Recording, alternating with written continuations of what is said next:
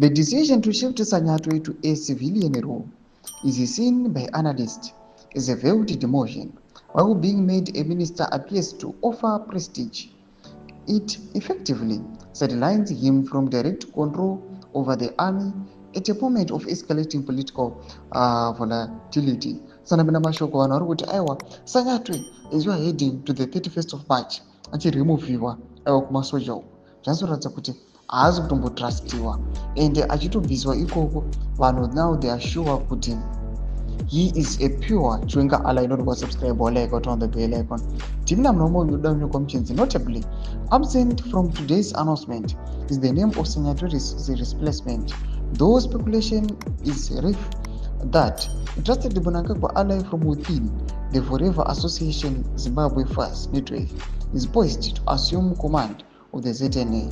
The move comes as opposition voices, civil society groups, and disillusioned former war veterans mobilize for what they described as a final push against Mnangagwa's president. The removal of Sanyatwe may buy the president short-term breathing room, but it is also raises the stakes and the risks of an increasingly fragile political climate. According to insiders, the upcoming reshuffle is designed to surgically remove individuals within the security sector perceived to be loyal to VP Chwenga, Mnangagwa's long-time rival in the relentless internal power struggle within ZANU-PF.